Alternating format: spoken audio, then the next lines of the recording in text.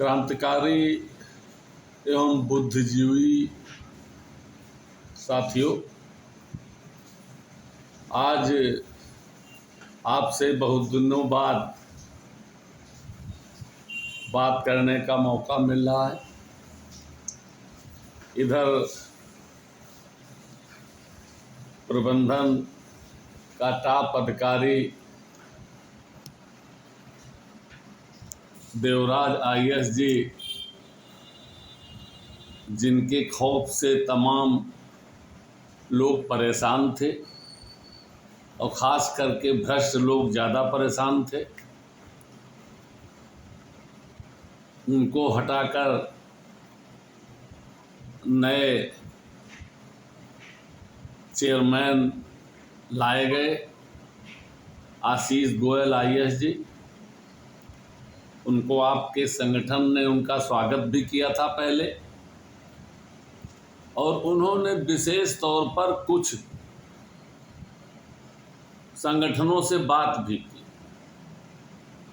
और आपके संगठन को विशेष तौर पे बुलाया था। कहा था कि अवस्थी जी, हम आपसे विस्तार में बात करेंगे। ये 2 हफ्ते पहले कल 4 बजे बात हुई और बड़ी सार्थक बात रही, क्योंकि हमने कहा था ये जो नीचे की टीम है, एमडी साहब पंकज कुमार जी की सोच पॉजिटिव है। एमडी उत्पादन निगम की सोच क्या है अभी तक हमको पता नहीं चल पाया है। तो उन्होंने कहा नहीं, हम उनसे भी कहेंगे। हमने कहा और जो भ्रष्टाचार व्याप्त है, 50% कमीशन खोरी हो रही है, ये जब तक बंद नहीं होगी, बिजली की चोरी जब तक बंद नहीं होगी तब तक न राजस्व बढ़ेगा और न कर्मचारी की समस्याओं का समाधान आसानी से आप सभी कर पाएंगे। और पैसे कहीं कमी नहीं है भाई। तमाम पॉलिटिकल फंक्शन हो रहे हैं, तमाम रैलियां निकल रही हैं, तमाम सुख सुविधाएं लोग भोग कर रहे हैं। तो एक तरफ तो पैसे कमी नहीं है भाई, गरीबों को भी राशन पानी दिया जा रहा है, कर्मचारियों को, नए कर्मचारियों को छोड़कर तमाम तरीके की पेंशन भी गवर्नमेंट लोगों को दे रही है, और अपनी मांग जो पुरानी पेंशन की है वो तो सन 15 से चल रही है और पूरी होने की पूरी संभावना है आप लोगों की मदद से। कल चेयरमैन साहब ने कहा, हमने कहा ये सब क्या हो रहा है, हमारे गैर हड़ताली लोगों की तनख्वाहें अभी तक नहीं बनी, हमारे 2 लोग सस्पेंड चल रहे हैं, ये क्या है। तो उन्होंने कहा कैसे क्या, तुरंत इसके आदेश किए जाए। और अपने मन से कहा अवस्थी जी वैसे, हमने कहा भाई हम विरोध के लिए विरोध नहीं करते, हमारा समझौता हुआ सही हुआ, हमने समझौते के बाद हड़ताल वापस ले ली, और कुछ लोगों ने भ्रष्टाचारियों को बचाने के लिए जो हड़ताल की उसमें भी कुछ लोग बहक गए साहब। तो कह रहे हैं लेकिन हम उनको भी बता रहे हैं, हम उनकी भी सर्विस ब्रेक नहीं कर रहे हैं, उनकी भी कंटिन्यूटी हम देने के आदेश करने जा रहे हैं और उनकी भी सर्विस ब्रेक नहीं होगी।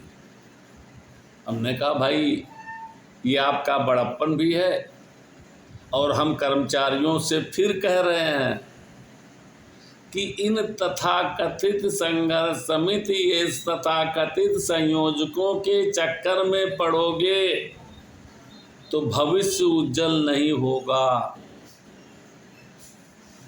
हमने चेयरमैन साहब ने कहा समान नीति होनी चाहिए। आमेलन की बात आई, उन्होंने आमेलन की बात पे भी कहा आपके समझौते को हम लागू करेंगे। मंत्री से भी बात हुई है आमेलन के उसमें, जो 2 अक्टूबर 2020 का समझौता था, चाहे वो 22B का बेनिफिट हो, चाहे तृतीय और द्वितीय श्रेणी का जो मर्जर हुआ है उसका लाभ हो, चाहे 2-2 इंक्रीमेंट आप लोगों के नहीं मिले हैं वो हो, चाहे वो छठे वेतन आयोग की टिप्पणी नंबर 2 को हटाने की बात हो, चाहे 6600 के ग्रेड पे की बात हो। कहा आशीष गोयल साहब ने कहा इसको, कहा अवस्थी जी आप 2 दिन के अंदर हमको ये सब बिंदु दे दीजिए लिख के, और इन सभी बिंदुओं पर हम विचार करके शीघ्र निर्णय देंगे। तो भाई हमने भी चेयरमैन साहब से कहा, हमने कहा कि हमारा जो अभियान चल रहा है भ्रष्टाचार विरोधी, हम और उसको तेज करने जा रहे हैं। जो 50% कमीशन खोरी लोग कर रहे हैं, उस कमीशन खोरी को कैसे रोका जाए। वैसे रोकना बड़ा मुश्किल है, लेकिन हम बताएंगे फिजिकल वेरिफिकेशन कहाँ, भौतिक सत्यापन कैसे किया जाएगा। इन हरामखोरों राष्ट्रवादी सरकार जीरो टॉलरेंस, भाई कहाँ जीरो टॉलरेंस है। हम तो मुख्यमंत्री जी के पोर्टल पे भी भेजेंगे, जीरो टॉलरेंस कहाँ है, ये कमीशन कैसे खाया जा रहा है। आज संविदा, शायद आप लोगों को नहीं मालूम, यहाँ का जो मध्यांचल के उधर का है, संविदा के ठेकेदार उत्तर प्रदेश में नहीं मिले, इंदौर से मिले हैं। और कुछ लोगों को गलत तरीके से निकाल देना, और कुछ लोगों को अपने खास या पैसे लेके संविदा में लोगों को रखा जा रहा है। ये सब स्थितियां हैं। ये सब स्थितियां इसलिए हैं क्योंकि आज का नौजवान लड़ना नहीं चाहता। हम बिना मतलब की संघर्ष की बात नहीं कर रहे हैं। गलत कामों को रोकने के लिए लड़ना नहीं चाहता है। वो चाहता है एक सरकार या हमारे नेता जादुई छड़ी घुमा के हमको मांगे दिलाते रहे। सरकार से भी यही लोग अपेक्षा करते हैं। भाई पार्टी चाहे जो कुछ हो, जब तक अच्छे नागरिक नहीं, आजकल नेताओं की अच्छी जरूरत है, अच्छे नागरिकों की, जब तक अच्छा नागरिक नहीं होगा तब तक कोई भी सरकार देश को उन्नति के शिखर पे नहीं ले जा सकती है। चाहे वो बेरोजगारी का मामला हो, चाहे वो औद्योगिकरण का मामला हो, चाहे वो शिक्षा और स्वास्थ्य का मामला हो, इसमें सब में आप लोगों को मदद करनी होगी। और हमारे पास आमेलन की बात आती है, हम लोग भाई हम तो जो आपसे कह चुके हैं, समझौता कर चुके हैं, वो कराएंगे, चाहे जो त्याग करना पड़े इस उम्र में भी। लेकिन आप लोगों से अगर कह दिया जाए कि जो आमेलन चाहते हैं वो 2 दिन खाना छोड़ दे, क्या छोड़ पाओगे? अरे खाना छोड़ना तो दूर रहा, और तन मन धन से मदद नहीं कर पाओगे। सोचो कि जादू की छड़ी हो जाए, फटाफट हमारा आमेलन हो जाए। 6600 ग्रेड पे जिनको मिला है उन्होंने कितनी बड़ी लड़ाइयाँ लड़ी हैं कि इतनी बड़ी लड़ाई लड़ पाओगे?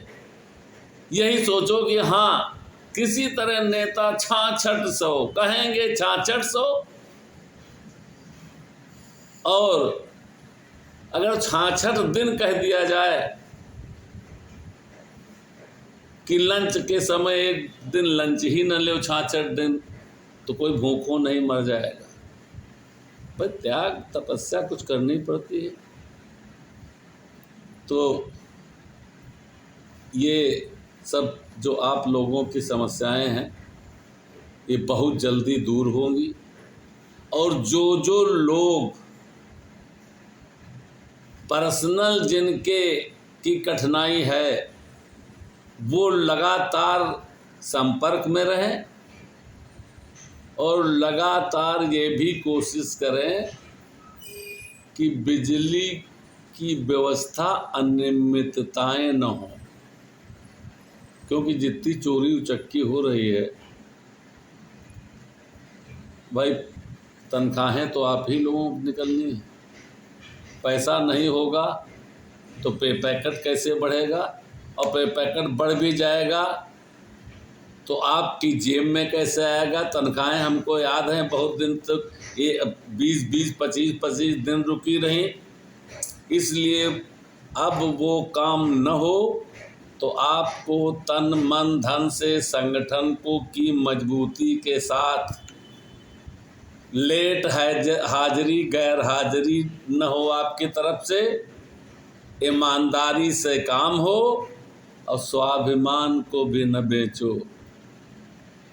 भाई हमको कहने में जरा से हिचक नहीं है।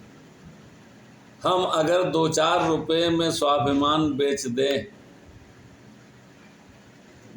अपने किसी स्वार्थ के लिए अपना स्वाभिमान बेच दें, अपने स्वार्थ सिद्ध के लिए हम जगह जगह अपमानित होते रहें, तो ऐसी जिंदगी से बेहतर है जिंदगी न रहे।